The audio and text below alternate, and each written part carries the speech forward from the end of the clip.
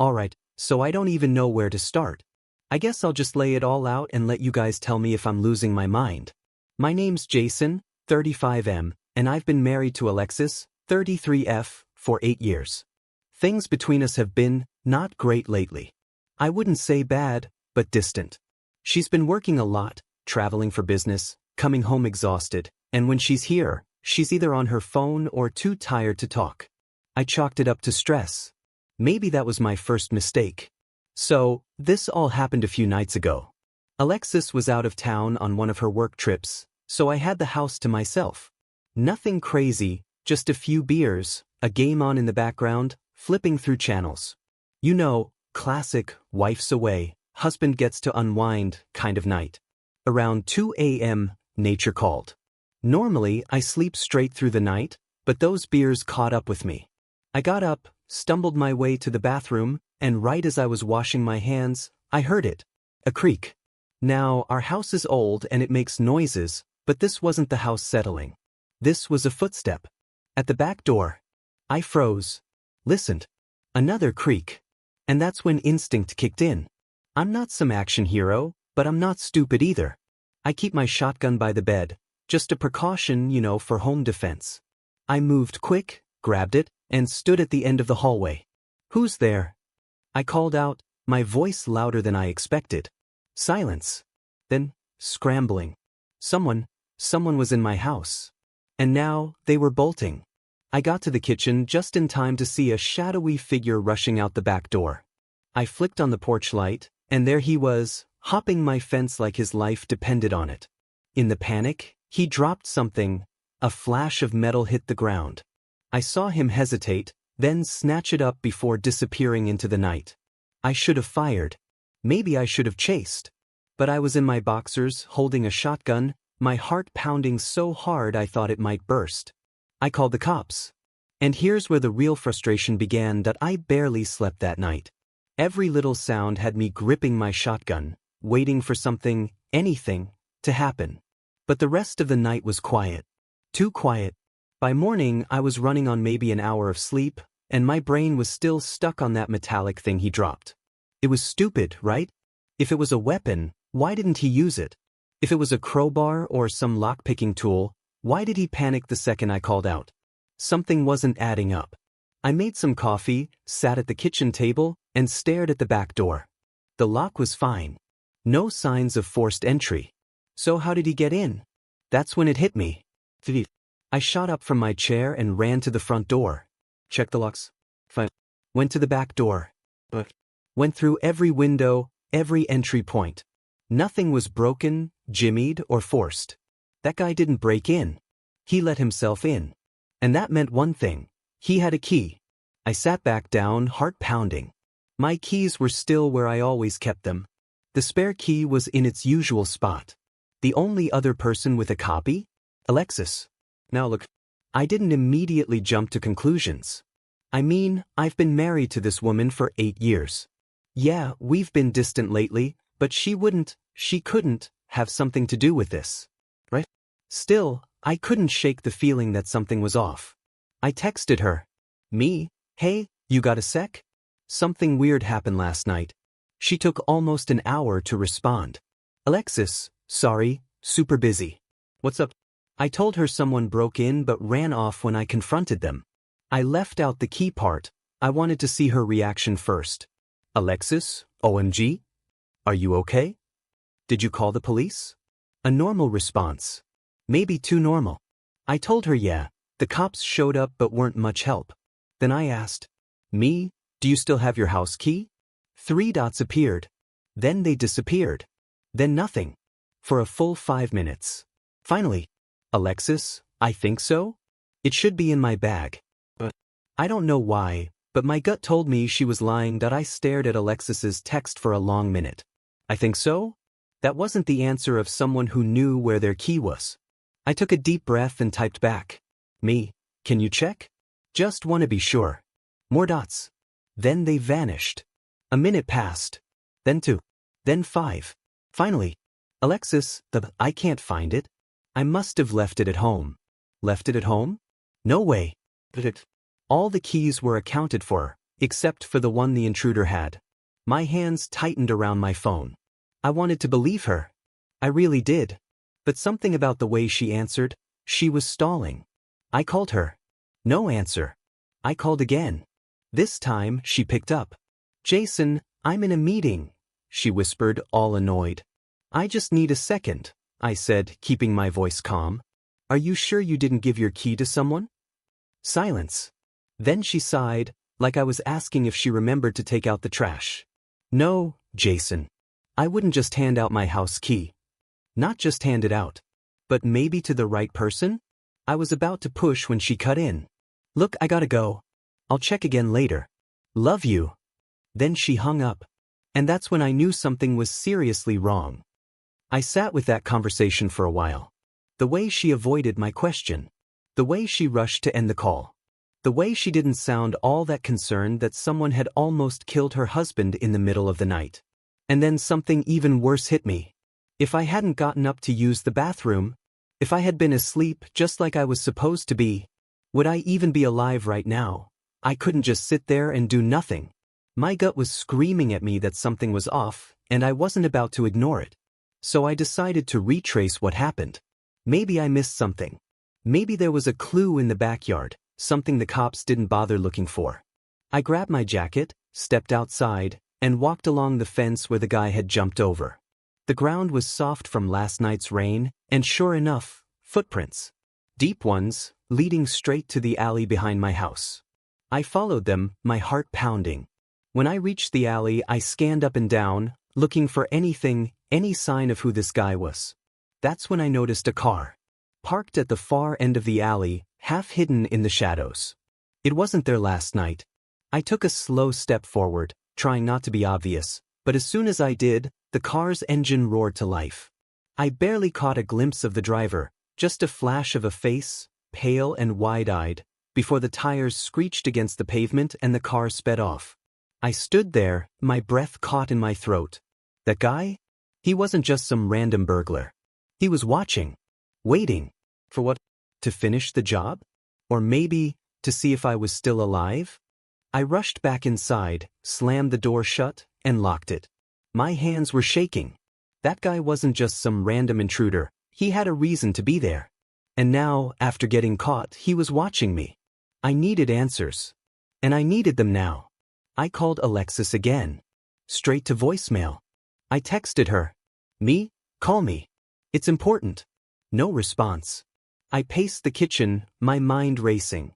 Who the hell was that guy? If Alexis really had nothing to do with this, then what? And that's when my phone buzzed. Not from Alexis. From an unknown number. I hesitated, then answered. "Hello." Silence. "But you weren't supposed to be awake." A man's voice. "But like he was just as nervous as I was. My blood turned to ice.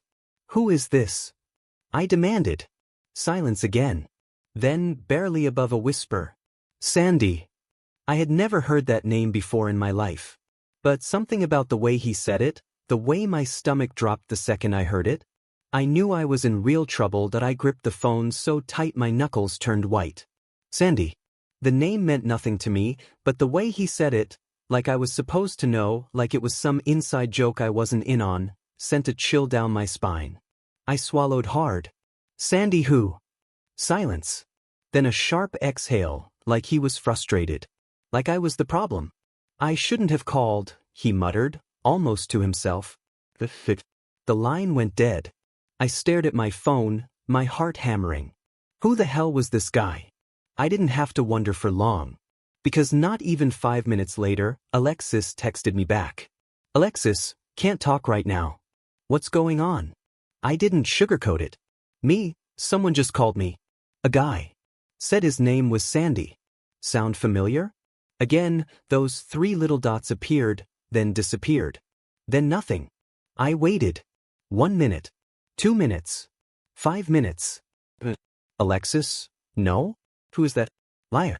I could feel it through the screen. I knew she was lying. I didn't reply. Instead, I did something I'd never done before. I opened her Instagram. Scrolled through her old posts. Started checking the comments. And there it was. A guy named Sandy Mason, commenting on one of her photos from months ago. Some dumb joke, something harmless. But Alexis had replied. Not just replied, flirty. And that's when I knew, this wasn't just some random break-in. This was personal. I stared at that comment for a long time. Sandy Mason. The name meant nothing to me, but clearly, it meant something to her. I clicked his profile. Private. No posts visible, but his bio had some dumb motivational quote about taking risks and going after what you deserve. Real original. His profile picture was just some generic-looking guy. Short brown hair, average build, nothing special.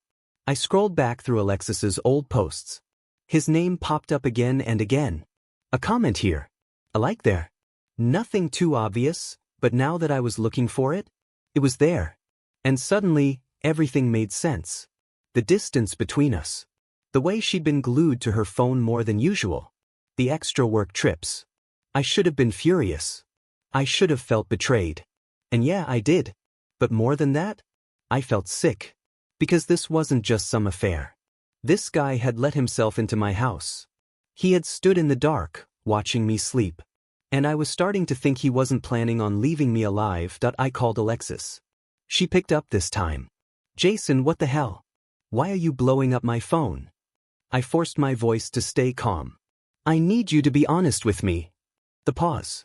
About what? Sandy Mason. Silence. Longer this time. Then, the worst thing she could have said. Who? I almost laughed. Almost. Don't play dumb, Alexis. You've talked to him. He comments on your posts.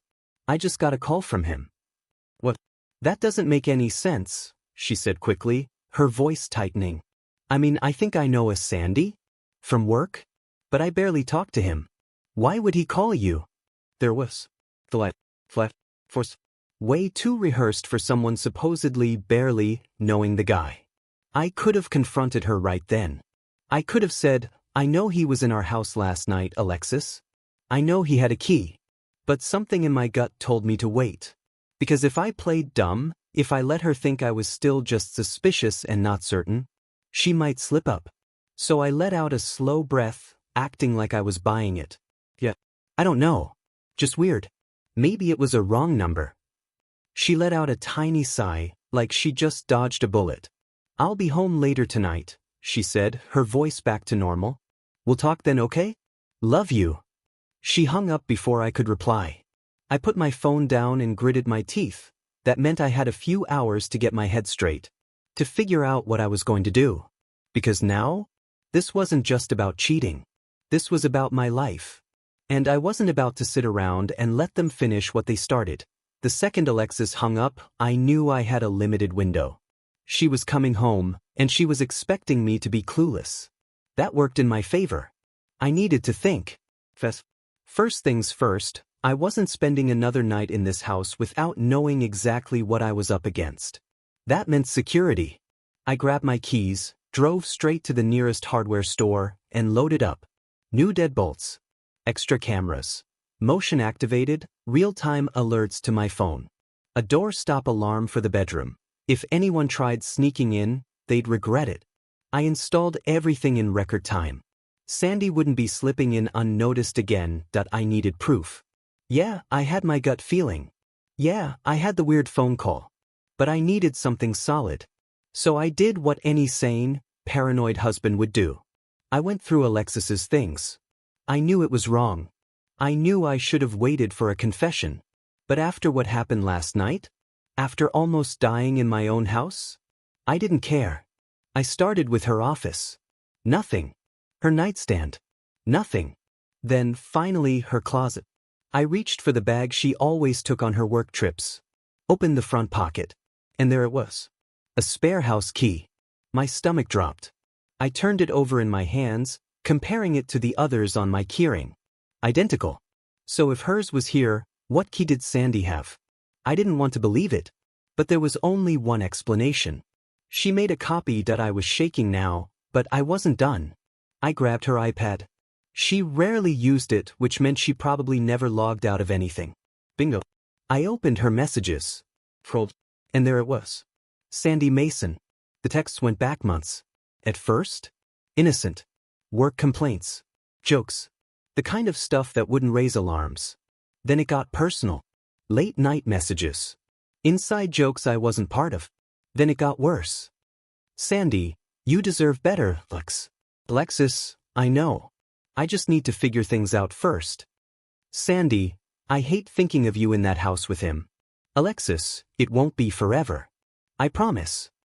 And then the one that made me see red. Sandy, once he's out of the picture, we can finally be together. Alexis, I know. Just be patient. I dropped the iPad like it burned me. She knew. She knew what Sandy was planning. Maybe she didn't outright say it, but she let him believe it. She was waiting. Waiting for me to disappear. My own wife. And she was on her way home. Right now. I sat there, staring at Alexis's messages, my pulse hammering in my ears. She knew. Maybe she hadn't outright said, "Go kill my husband," but she sure as hell didn't stop him from thinking that's what she wanted. And now, she was on her way home, thinking I was still clueless. She thought she was about to walk into the same house, with the same husband, and keep feeding me lies. Not tonight. I took a deep breath and started planning. If I played this right, I'd get the truth straight from her mouth. Step 1, act normal. If she walked in and saw me pissed off, she'd get defensive. She'd shut down.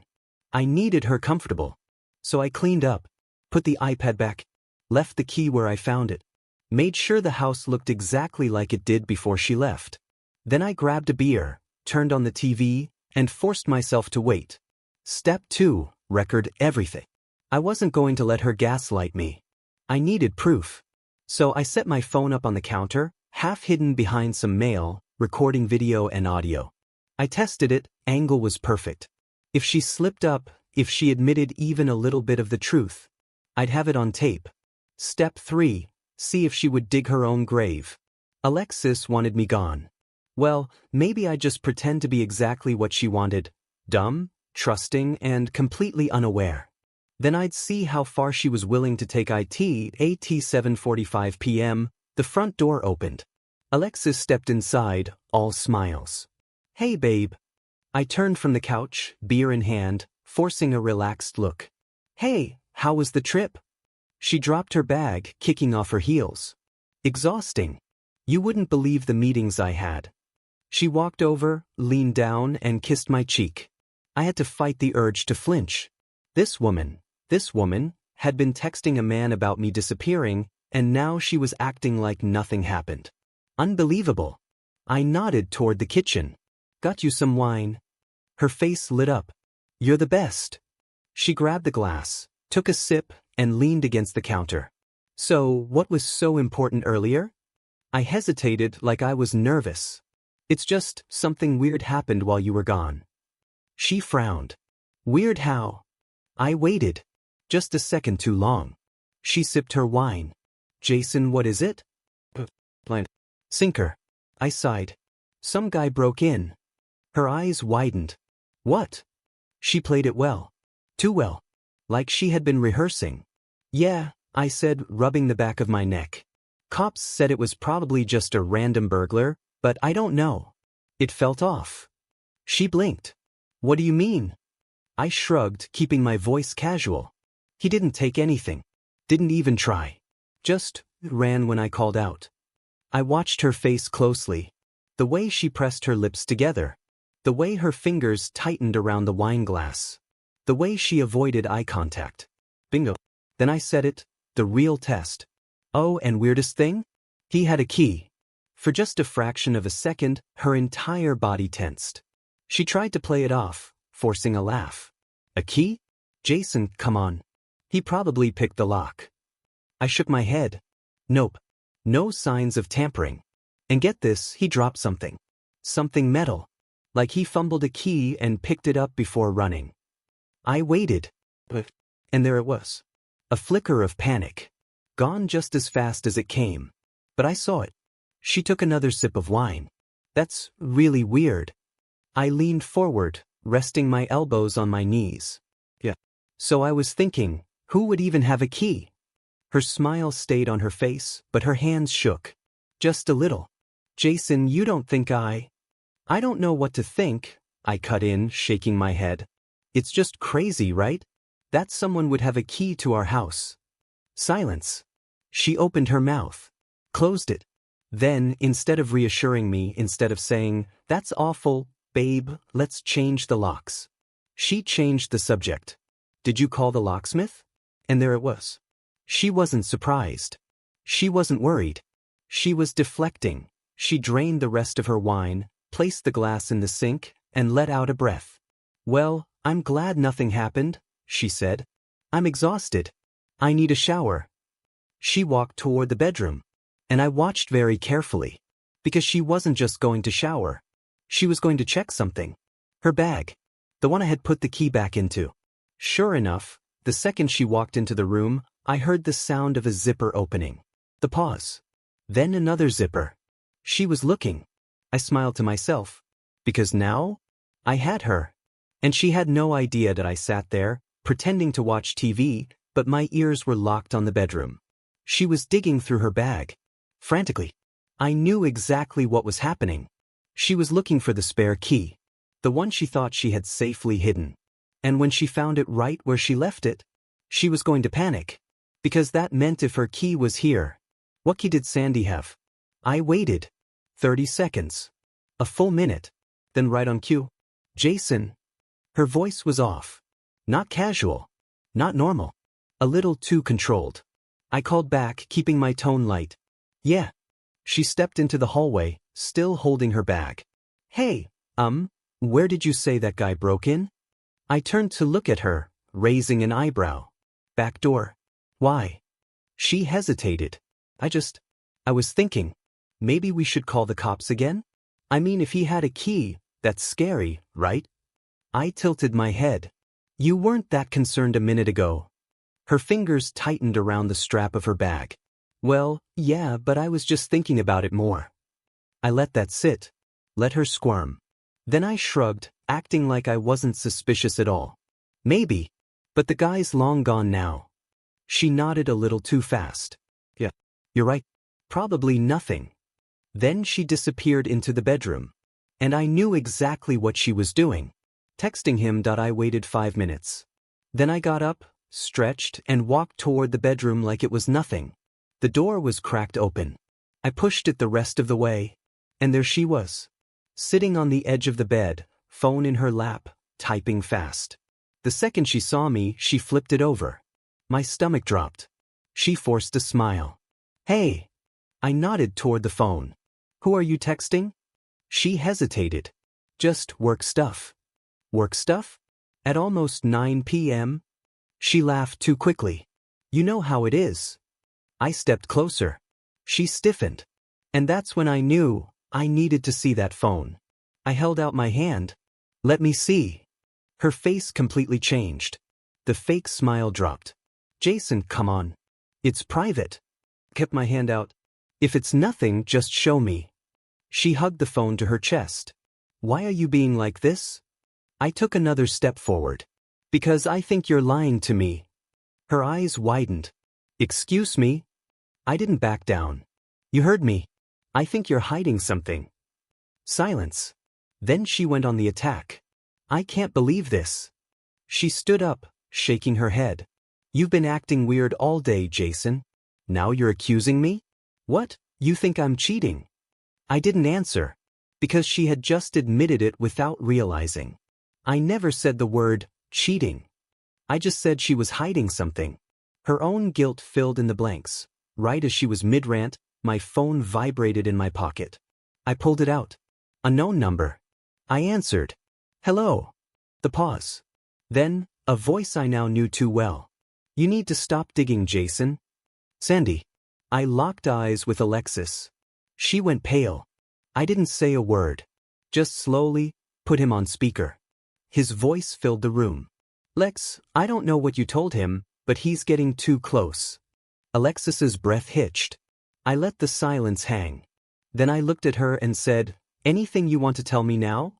Alexis just stood there, her face drained of all color. I could see her gears turning, trying to figure out how to talk her way out of this. But there was no way out. She was caught.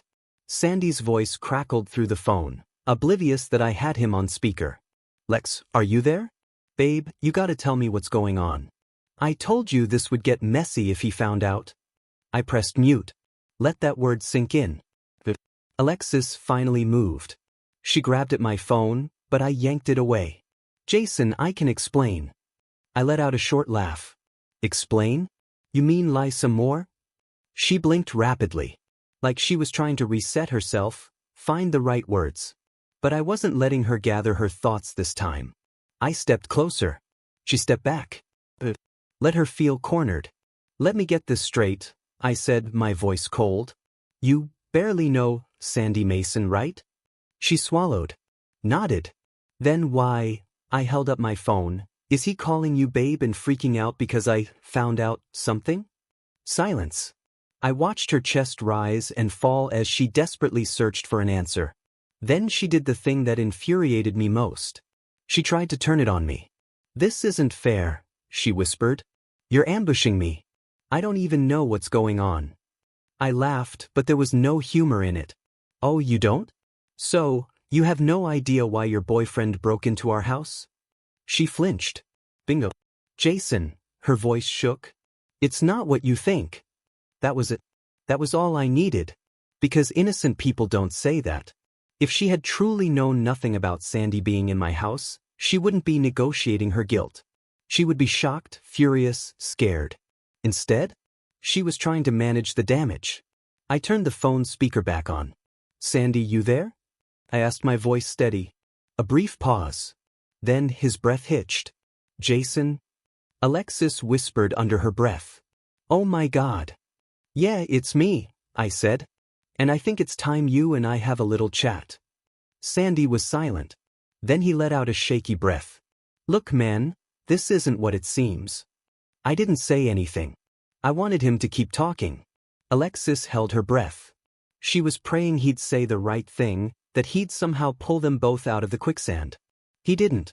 I didn't mean for things to happen this way, Sandy said, his voice low, careful. Lex and we were just talking, you know? It wasn't supposed to get messy. I raised an eyebrow. Messy? Another pause. Then he tried to clean it up. I mean, things just got complicated. She wasn't happy, man. She told me how you two had drifted apart. How she didn't feel loved anymore. We just connected. I let that sit. Let Alexis hear those words out loud. She was shaking now. Her arms were crossed so tightly over her stomach, like she was trying to hold herself together. Sandy kept going. I just wanted to be there for her. She needed someone. That's all it was. I stared straight at Alexis. That all it was? Her mouth opened. She was frozen. Because she couldn't keep up with the lies anymore. Then Sandy said something that made me see red. I just didn't know how to make it happen, man. Happen. I took a deep breath, gripping my phone so hard I thought I might break it. And by it you mean me disappearing? Sandy didn't answer. But he didn't deny it, either. Alexis suddenly grabbed my arm. Jason, you have to listen to me. I yanked away. No. You listen to me. I could feel everything boiling over. The betrayal, the anger, the absolute disgust at what she had done. I wasn't dealing with a cheating wife. I was dealing with a woman who had stood by while her boyfriend planned to remove me from the picture. And she never stopped him. I pointed at my phone. You sat there and let this guy fantasize about me being out of the way. And you never shut it down. Tears filled her eyes. I didn't mean for it to go this far. Then why didn't you stop him? Her lip trembled. I thought he was just talking. I didn't think he'd. Bull. I cut myself off, exhaling sharply. You led him on. You let him believe it was possible. A tear spilled down her cheek. I was scared. Oh, you were scared? I barked out a laugh. Imagine how I felt last night, Alexis. Knowing that if I hadn't gotten up when I did, I might be. I couldn't even finish the sentence. She covered her face, sobbing now. I'm sorry. I'm so sorry. I shook my head. No, you're not. You're just sorry you got caught. She didn't argue. Because she knew it was true. I turned back to my phone. Sandy. A long pause. Then, yeah. You might want to get a lawyer, I said. Because I'm calling the cops. And Alexis? She didn't even try to stop me. Because she knew it was over. The second I said the word cops, Alexis's whole body slumped. She didn't beg. She didn't plead. She just stood there. Maybe it was the exhaustion of keeping up the lies. Maybe she realized there was nothing left to say. Or maybe, deep down, she always knew this was where it would end. Sandy, on the other hand? He panicked. Jason, man, come on. His voice crackled through the phone. Let's talk. We don't need to get the police involved. I laughed, but there was no humor in it. No, I think we do. Silence. Then his voice dropped. You don't want to do this. I stiffened. Excuse me? You don't know what's gonna happen, he muttered. To you. To Alexis. To everything. There was the thinly veiled threat. But he had already lost. Yeah, I said, voice steady. Well, let's see how that works out for you. And with that, I hung up. Then I dialed 911 AS. I gave the dispatcher the whole story. The break-in, the copied key, the phone call. Alexis sank onto the couch, face buried in her hands. She was fully breaking down now. Not just tears, but ugly, uncontrollable sobbing. I had seen my wife cry before. But I had never seen her fall apart. And you know what? I didn't care. This wasn't just some mistake. This wasn't, I kissed a coworker and regretted it. This was her standing by while another man planned my disappearance. And whether she wanted to admit it or not, she let it happen. When the police showed up, I gave them everything. Small blue diamond, the security footage showing the intruder running out the back door. Small blue diamond, the texts from Alexis and Sandy talking about getting me out of the picture. Small blue diamond, the call recording where Sandy practically admitted everything. The officer's face darkened as he listened. We need to bring him in. Alexis stayed silent. She didn't even try to defend him. Because at that moment, I think it finally hit her. This was real. Not some harmless affair. Not some fling she could sweep under the rug. Her little fantasy with Sandy had turned into an attempted crime. And she had helped pave the way for it. The cops moved fast. Within an hour, Sandy Mason was in cuffs. They caught him at his apartment, packing a bag. Like a coward. I didn't get to see it happen, but one of the officers gave me the rundown when they came back. He knew we were coming, the cop said, shaking his head. Was trying to run. Of course he was, I muttered. They charged him with breaking and entering, attempted burglary, and conspiracy to commit a crime. And Alexis? They took her into, because whether she physically broke in or not, she was involved. And the law doesn't take kindly to people who enable crimes like this. As they led her to the squad car, she finally spoke. Not some grand apology. Not a desperate plea. Just 2 words. I'm sorry. I didn't reply. I just watched as they shut the door. Because I had nothing left to say. For the first time in months, maybe even years, I felt something I hadn't in a long time. Relief. The weight, the confusion, the gut-wrenching feeling that something was wrong, it was gone. Alexis was gone. Sandy was going to rot where he belonged. And me? I survived. And I wasn't going to waste a single second more on either of them. Because now, I had a new life to start. The house was silent. For the first time in years, I was completely alone. No Alexis. No lies. No creeping sense of dread in my own home. Just me. The cops had left after taking my statement. Alexis was gone. Sandy was gone. And I should have felt empty. But instead, I felt light. Like a massive weight had been lifted off my chest. The fallout begins. News traveled fast. Alexis's family called me first, her mother, sobbing, asking me what happened. Her father, stone-cold silent on the other end of the line. I didn't hold back. I told them everything. The affair. The break-in. The fact that Alexis had let her boyfriend believe I needed to be out of the picture. Her mother kept whispering, "Oh my God," over and over. Her father? He just said one thing before hanging up. "She's not welcome here." Brutal. But well-deserved. Then came our mutual friends. Some were on my side instantly. Others tried the whole, maybe she didn't really mean it, argument. I shut that down fast. She let a man break into my home with a stolen key while I was sleeping. She didn't stop him. Didn't warn me. Didn't even seem surprised when I told her. Silence. Then, one by one, they stopped defending her. Because there was nothing left to defend, the next morning, I walked into a lawyer's office and started the process. No second chances. No drawn-out conversations. Just a clean break. Alexis had already destroyed everything we had. Now, I was just making it official. A week later, I got an update from the cops. Sandy had folded like a cheap suit. He tried to talk his way out of it at first. Said he was just a concerned friend, that I was overreacting. But the texts didn't lie. The cops grilled him and eventually, he admitted to breaking in. Admitted he had stolen the key. And worst of all, he admitted that he had been planning to do more than just scare me. But when he heard me call out, he panicked. That's the only reason I was still standing. Because this idiot got scared. And that was enough to nail him. He's looking at serious time. And Alexis? They didn't charge her with conspiracy, but she's screwed anyway. Because now, everyone knows. Her family, her friends, her job. She lost everything. And honestly, she deserves it. A few days later, she called me. From jail. I stared at the screen watching it ring. And I let it go to voicemail. Then I blocked her number. Because I didn't need to hear it. She made her choice. And now, she gets to live with it. It's been a few months since everything went down. Since Alexis got hauled away in cuffs. Since Sandy, her little side project, threw his entire life away over a fantasy.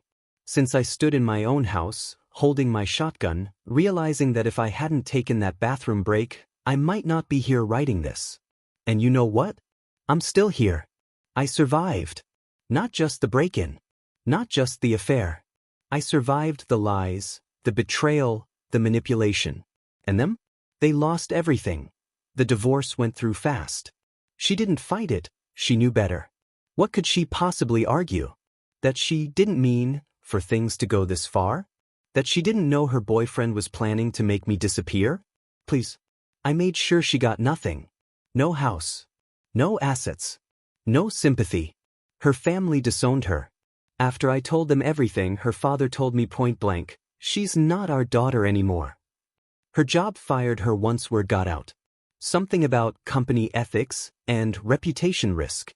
Guess sleeping with a coworker and helping him plan a crime isn't great for business. She had nowhere to go. No safety net. No one to lean on. And the best part? Sandy wasn't there to save her.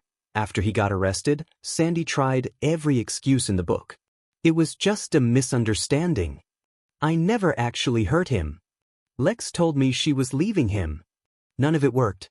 The security footage, the texts, the phone call where he basically admitted it all. It was too much. He cracked under pressure. Took a plea deal to avoid an even longer sentence. Last I heard, he's serving a few years. Not as long as I would have liked, but enough time for him to sit in a cold, lonely cell and think about how he destroyed his life over a woman who never actually cared about him. Because Alexis? She never visited him. Never wrote him. Never even acknowledged him after the arrest. She moved on. Because that's who she is. A month after everything, she tried to reach out. I blocked her number, but she still found ways. Letters, messages through mutual friends, even a voicemail I never listened to. And you know what I did? Nothing. I didn't respond. Didn't entertain it. Didn't even care. Because I didn't need to hear her apologies. I already knew the truth. She wasn't sorry for what she did. She was sorry for what it cost her. And that's not regret. That's self-pity. I sold the house. Couldn't stay there anymore. Too many bad memories, too many ghosts. It wasn't my home anymore. I got a new place, somewhere fresh. Somewhere that feels like mine. At first, I thought I'd be angry forever. Thought I'd be bitter, paranoid, constantly looking over my shoulder. But you know what? I just feel free.